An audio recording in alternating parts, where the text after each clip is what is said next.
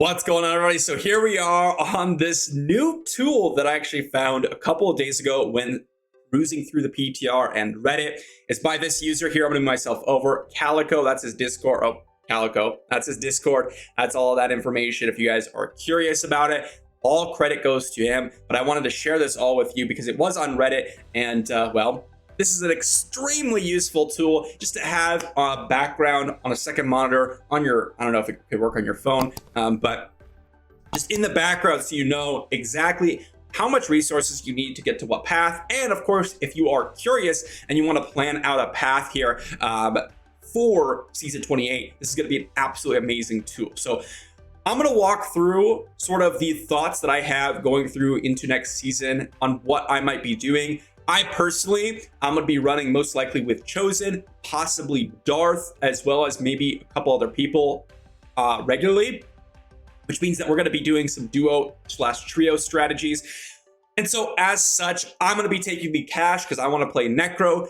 And that means that I'm going to be crafting items, hopefully, for my friends and get them up and running while they go ahead and head over to the cube and pick up some stuff for me. We're going to do full videos on that, showcasing the duo strategy. But because I'm going to be going for the cash, I will have to wait until the following cash reset, which means I can only pick up a total of 14 of these basically nodes here on the altar. So I'm going to go through what my kind of preferred strategy is going to be going into the next season and what I might be thinking about. Okay.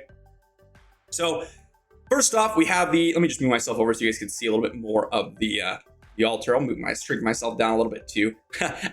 First off, we have the double kill streak. These two right here, and by the way, this is how it works. You click on the node and check this out. It puts a green little mark on what you need. Oh man, it's so good. And then it lets you know what your active rights are. So good, by the way. Props to this guy. But as I mentioned in my previous videos, you have to use reusable parts and arcane dust getting these first two upgrades, okay? Which is actually quite important because you don't have unlimited resources on season store. So it's very, very important that you know this, okay? But these two, you're going to be getting at around level 18. Number one, you're going to be getting at the very beginning of the game. You can go and salvage your followers' items to get this first one. The second one, if you guys watched any of my previous videos, you would have known that you have to get to level 18, run a bounty, do a dungeon, or get a gem hoarder earlier, and get your flawless diamond so that you can go ahead and unlock this one, right? Because that's what we need. And so this is what we're going to do and get before we hit level 70, right? This is what we're going to get on our way to level 70. This first one at level 0 or level 1, and the second one at level 18 all the way to 70. Then you're hard locked, right? Because you need greater rift keys and you can't unlock those until you're way later on in the game. So you can't get this on your way to level 70. So these first two, you're going to get before you hit level 70 as early as level 18. And then after that, you basically don't do anything with the altar rights until you hit level 70. As soon as you hit level 70, you unlock all the ability to get greater rift keys as well as Death's Breaths is much easier for you to do. And that's when I suggest heading for the 25% movement speed. That's what I'm going to be going for.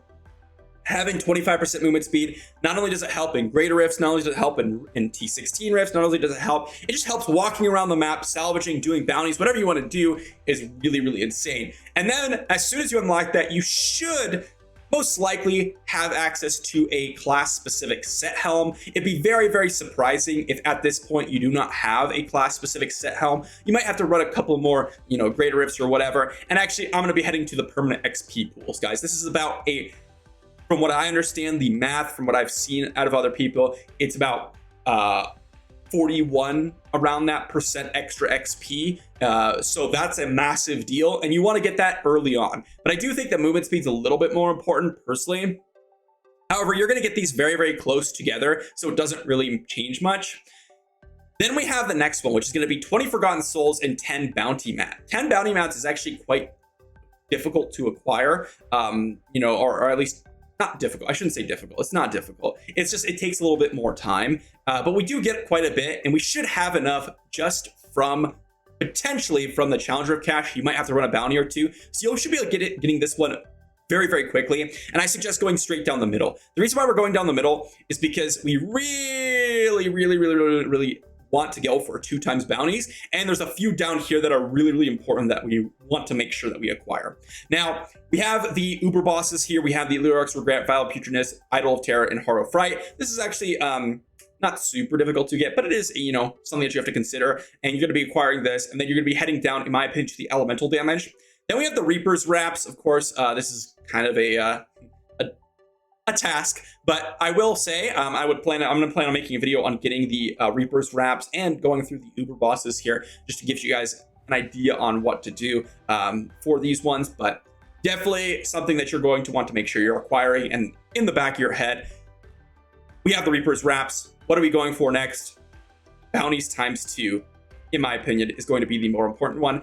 Resource on crit could be an absolute game changer, though. Keep in mind that if you have a build that may not work, but does work with the resource on crit, you might want to run that. Now, I'm actually not quite sure, and I'm not familiar with some of the new builds that people are creating based on this resource on crit. I do know that there are some builds that actually don't work unless you actually have this, or wouldn't work as well unless you have this. But basically, I'm gonna move myself over. You guys can see if it's a little bit far away, but you guys can see basically with this, you're getting 15 mana, 5 hatred, 5 wrath, 3 arcane power, 3 fury, 5 spirit, 5 essence, based on whatever class you are.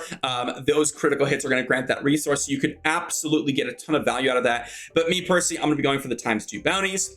Then we drop down to the CC immunity with the 30 Forgotten Souls. We get 1100 blood shards. Keep in mind, you're going to have to get the equivalent Greater Rift for this, which I'll go more in depth potentially in a future video, talking about all the different requirements of each of these, because it would take forever to get through this video. I just want to talk about the efficient path and, of course, showcase this planner. But now we have a lot of very interesting things to acquire. In my opinion, the first thing you're going to want to go to is the 15% damage and the 1 progress orb. The 1 progress orb is just absolutely disgusting. Absolutely disgusting. It just massively increases your Greater Rift runtime, which is going to increase your gem leveling up. It's going to increase your XP. It's going to increase your loot. Everything's just going to increase if you pick up this. Then I would also pick up auto pickup. Personally, I find this very, very useful to save you a ton of time. It's very, very good. Just pick that one up. On top of that, going for Kadala legendaries is actually really impactful. Okay, it's going to basically double the chances of getting legendaries from Kadala. So if the earlier you get this, the better, the more valuable it'll become, which is super impactful. And then we have the potential to actually pick up our random shrine / pylon power whenever we drink a potion. Now this I personally view as very important. Now they could change how this works because it's a little broken right now on the PTR, because you could just essentially reroll, and with your follower potentially running the 10-minute pylon, you could just run the pylon power, get the empowerment. It's just ridiculous right now. It's just ridiculous. Okay, you could build builds based on like pylon powers, which is crazy to me. It's just so broken. So definitely something that they may change. But if not, I think this is definitely the most important one. If this is different, it might change where I don't want to go for Kadala legendaries, and maybe I go for elite damage, plus like maybe auto pickup of orbs, although I don't think that's as important. Maybe 15% elite damage as well. A lot of these elite damage ones are actually very important, but I personally say Kadala legendaries down to the pylon power. And then we have one last one. Okay, and I suggest that you go for the boss damage. I think boss damage is arguably the most important. You could also go for the elite damage, to be honest. I think that's also quite good. There's also another strategy that I say could be quite interesting. And instead of going for the Kadala legendaries and getting the random shrine / pylon power, you can just go for straight up damage, which is boss damage, elite damage. And I think that's also a viable strategy. I personally say that that could be very interesting as well. But if you have, some situation where you want to really take advantage of the Kadala legendaries, that could be interesting. And of course, you could abuse the random shrine / pylon power, which is very strong at the current moment. Now, even if you don't go for the pylon / random shrine power whenever you pop a potion, you can still pick up triune circles with your level 70 primordial, or Greater Rift 70 primordial, which you'll guarantee to drop. Primal. I say primordial, but I say primordial ashes because of the resource, but it's a primal that you're dropping and you're salvaging. Triune circles is actually quite solid as well. I think that this is a perfectly fine setup. I also think that this over here with the passability, could all legendaries, and then maybe running elite damage over here, or potentially boss damage over here, is also a very solid one. I lean towards the Kadal legendaries into random shrine / pylon power, but again, you may just want to go for extra damage. And in fact, if you are picking up the challenge rift cache, it may just be better for you to run with the elite damage and the boss damage overall. One thing I will say, I don't think that the progress orbs are negotiable. I think that you immediately have to rush towards progress orbs. You'll notice here the only sidetrack I get is the permanent XP pools, and I get that very early on because by the time you get to the progress orbs, you're going to get a ton of value out of the permanent XP pools. Okay. Now, the reason why I say all this is because, of course, we can only get to 14, right? With the, let's say we run all the elite damage, we can actually pick up one more. Maybe we pick up auto, pick up and salvage. We can only get to 14. Maybe we go for passability and towards Kadal legendaries. We can only get to 14, right? If you have the challenge rift cache, then you can start upgrading it. And that's when I would say maybe you go for the Kadal legendaries. Maybe you go for the auto pickup and salvage. And then you start maybe heading towards resource on crit if that's important to you. Or maybe it's the last one you picked up if it's not important to your build. And then you go for the melee damage, the plus 10% damage, I think is very, very important. You can take the plus 200 base damage over here. Maybe then you head towards minus 25% missile damage, minus 25% elite damage. These are massive damage decreases.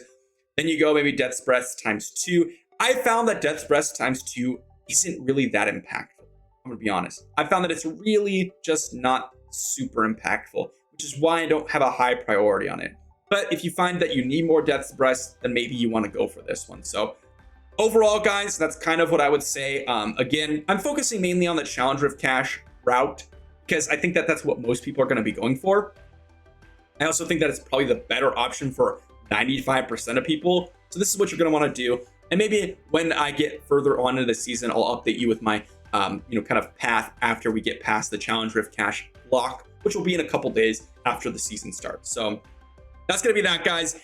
I'll have a video coming out on talking about Reaper's Wraps. I'll have a video coming out talking about the Uber bosses and like things like that, where you can get the level 6 bounty upgrade. But I will leave a link to this in the comment section and description down below. Absolutely need to use this, guys. It's so useful. I love it. Thanks for creating it, Calico, and I'll see you all tomorrow.